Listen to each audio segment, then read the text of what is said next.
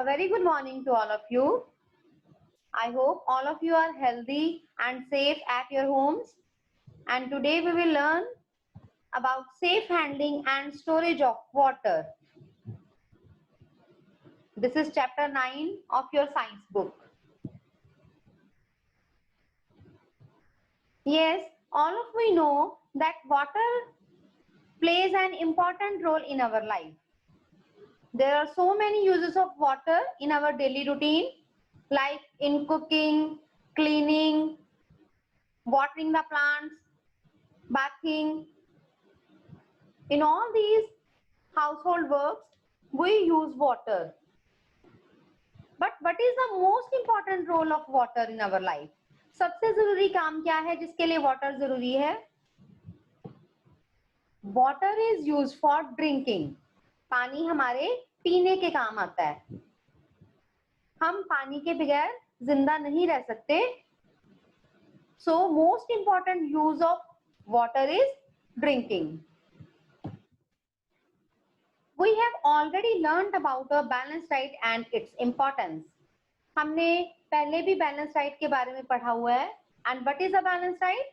Balance diet is a diet जिसमें fruits हैं, vegetables, wheat, all type of cereals, milk, egg, ये सब included है.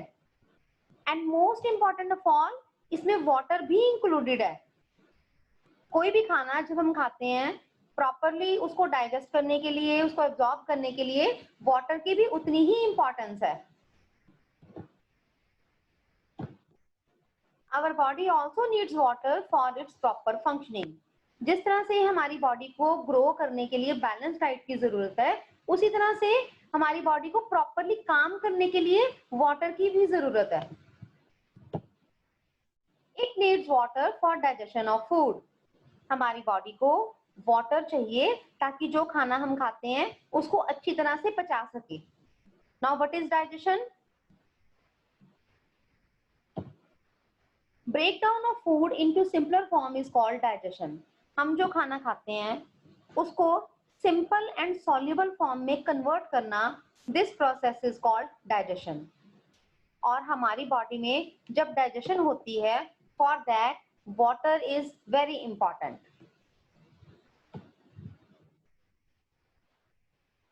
Our body also needs water for removal of waste from the body.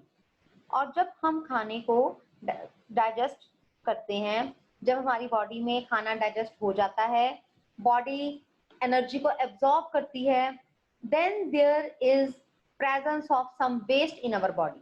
Digestion के बाद हमारी body में कुछ वेस्ट रह जाता है जिसको हमने अपनी बॉडी में से रिमूव करना है. उसके लिए भी हमारी बॉडी को वाटर की जरूरत होती है. अदरवाइज वो जो वेस्ट है वो बॉडी में से प्रॉपरली रिमूव नहीं हो पाएगा.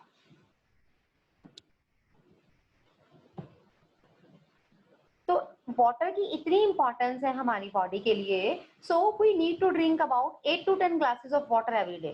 तो इसके लिए हमें रोज कम से कम 8 से 10 ग्लास ऑफ पानी पीना चाहिए ताकि हमारी बॉडी के सारे जो काम है वो प्रॉपरली हो सके. Then comes potable water. What is potable water?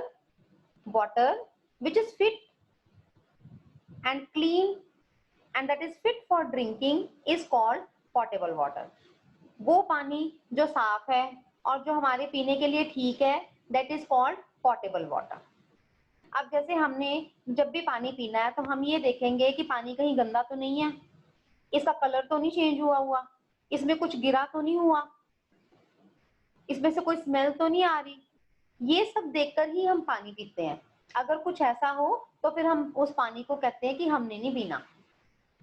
सो वो water that is clean and fit for drinking, जिसको हम पी सकते हैं, जो साफ है, that is called portable water.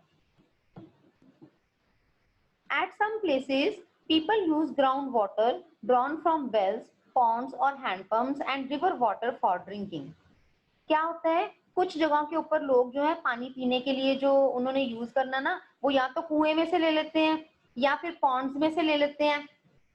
ये देखो ऐसे कुएं में से पानी निकाल कर यूज कर लेते हैं, डायरेक्टली पॉन्ड में से ले लेते हैं, और या फिर ये हैंड पंप है, इसकी हेल्प से जमीन में से पानी निकालते हैं, और या फिर सीधा ही रिवर वाटर जो है वो पानी पीने के लिए यूज कर लेते हैं। तो उससे क्या होता है actually, this water may not be fit for drinking as it often contains dirt and germs. ये जो पानी है, जैसे ग्राउंड वाटर से जो पानी पीने के लिए यूज किया जाता है ना, ये हो सकता है कि ड्रिंकिंग के लिए फिट ना हो। क्यों? क्योंकि एक तो इसमें मिट्टी होगी, डर्ट एंड जर्म्स, और अगर हम इसको देखें माइक्रोस्कोप की हेल्प से तो इस पानी में जर्म्स भी हो सकते हैं। In cities people get drinking water from taps. Cities में जो लोग हैं वो अपना जो पीने का पानी है वो टैप से लेते हैं। हम सबके घरों में टैप्स हैं, हम वहां से पानी लेते हैं और पीते हैं। This water is cleaner then river water और ग्राउंड वाटर। ये जो टैप्स का पानी है, ये रिवर वाटर या जो जमीन से पानी निकालो उससे तो ये साफ ही होता है। हाउएवर, फिर भी समटाइम्स, कभी कभी इसमें भी कुछ जर्म्स हो सकते हैं। It may still contain some germs. ये देखो, अगर हम ये देखें, टैप के वाटर में भी हो सकता है कुछ जर्म्स हो। We should take care to drink clean and pure water. हमें हमेशा ये ध्यान रखना है कि जो पानी हम पी रहे हैं ना वो साफ हो और प्योर हो, अदरवाइज वो हमारी बॉडी को नुकसान पहुंचा सकता है। Drinking unclean water can cause diseases like jaundice, diarrhea, dysentery and cholera. अब हम कहते हैं कि हमें साफ पानी पीना चाहिए, पर अगर हमने गंदा पानी पी लिया या प्योर वाटर जो नहीं है अगर हम उसको पी लेते हैं तो उससे क्या होगा, उससे हमारी बॉडी में डिजीज आ सकती हैं, बीमारी। कौन कौन सी बीमारियां हमें परेशान कर सकती हैं? जैसे jaundice, diarrhoea, dysentery and cholera. Jaundice, diarrhoea, dysentery और कोलेरा ये वो डिजीज है जो गंदा पानी पीने से हमारी बॉडी को अफेक्ट कर सकती हैं। We therefore need to purify water before drinking it. तो हमें पानी पीने से पहले ये देख लेना चाहिए कि जो पानी है वो साफ है। तो अभी मैंने आपको बताया कि कौन कौन सी बीमारियां हैं जो हमें परेशान कर सकती हैं।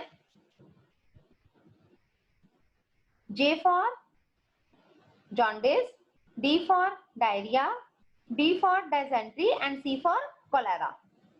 These are the 4 diseases that are caused by drinking unclean water. तो अब हमें जब भी पानी पीना है हमने ये ध्यान रखना है कि पानी जो है वो साफ सुथरा ही होना चाहिए। तो let us learn some methods of purifying water. तो चलो आओ देखते हैं कि कुछ मेथड ऐसे कौन से हैं जिससे हम पानी को साफ कर सकते हैं। First of all, there is boiling. The most common method of purifying water is boiling. जो सबसे कॉमन मेथड है जो हम अपने घरों में भी यूज करते हैं पानी को प्यूरिफाई करने के लिए, दैट इज बॉइलिंग। बॉइलिंग से क्या होता है? Boiling kills the germs present in water. Boiling से जो वाटर में जर्म्स प्रेजेंट है ना वो सारे के सारे मर जाते हैं।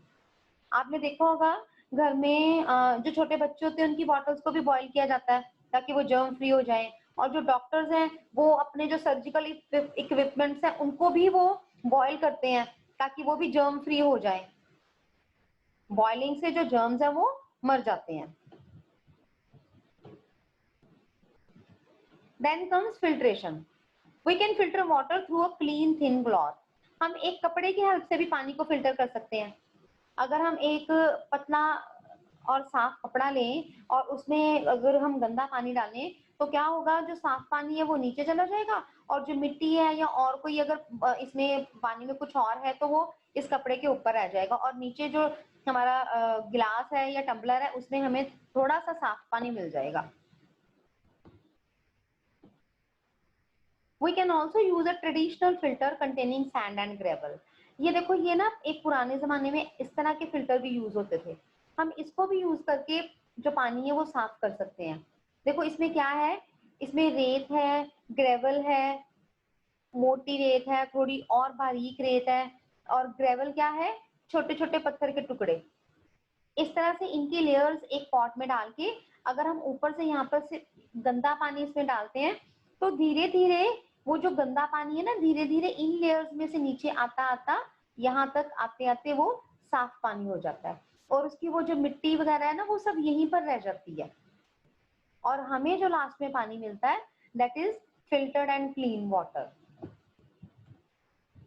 आप घर पर भी एक पेप्सी या लिम्का की बॉटल की हेल्प से एक सिंपल वाटर फिल्टर ऐसा बना सकते हो। देखो यहाँ पर उसकी जो बॉटल का जो आपकी यहाँ पर उसकी कैप है उसमें हमने एक होल कर लेना है, और यहाँ पर आप कॉटन रख सकते हो, कॉटन, फिर चारकोल, साफ रेत हो और छोटे छोटे पत्थर के टुकड़े, और सबसे ऊपर यहाँ से आपने बॉटल को कट कर लेना है। और यहाँ पर जब हम पानी डालेंगे और हम इसको अगर हैंग कर दें, इसके नीचे गिलास रखें, तो धीरे धीरे पानी जो यहाँ से गंदा पानी जो धीरे धीरे यहाँ से छन के नीचे आएगा ना, वो यहाँ पर हमें गिलास में हमें एक थोड़ा सा साफ पानी मिलेगा। इस तरह से हम मिट्टी या कुछ और इम्प्योरिटीज है वो उसको हम रिमूव कर सकते हैं।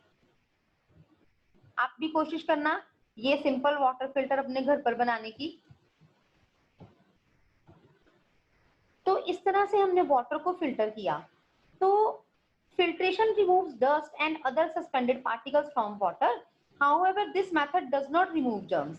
इस तरह से फिल्टर करने से हम डस्ट मतलब जो मिट्टी है पानी में, और या फिर और कोई कुछ पेपर है, कुछ ग्रास है, कोई लीव्स है, इस तरह की चीजें तो हम वाटर में से इनको अलग कर देंगे। However, फिर भी इस मेथड से जो जर्म्स है वो नहीं रिमूव होते। जर्म्स को रिमूव करने के लिए हमें फिल्ट्रेशन के बाद पानी को बॉईल करना चाहिए, क्योंकि बॉइलिंग से जो जर्म्स है वो मर जाते हैं।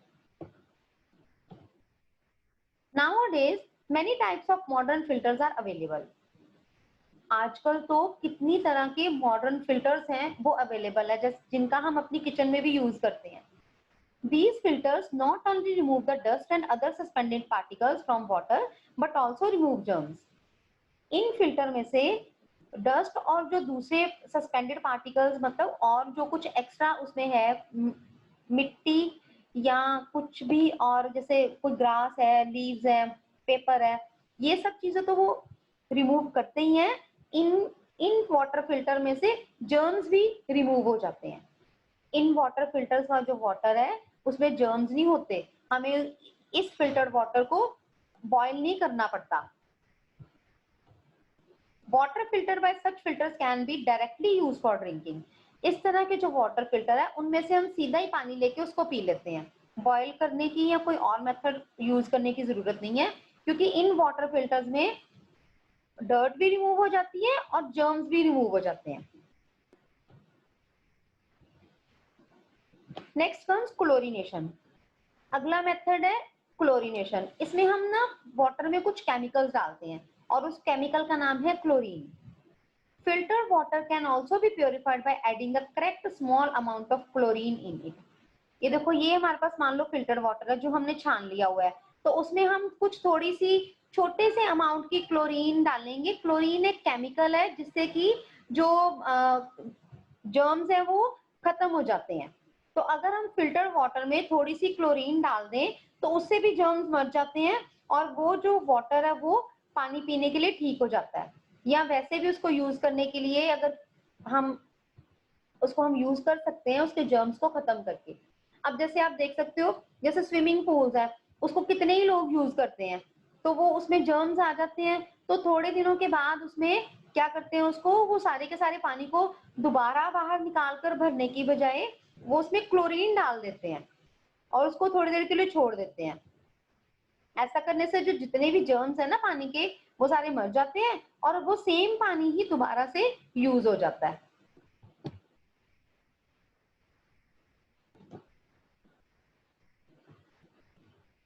हमें हमेशा ये ध्यान रखना है कि जो पानी हम पी रहे हैं वो साफ सुथरा हो, ताकि हमारी जो बॉडी है वो किसी भी तरह की बीमारी से इफेक्ट ना हो सके।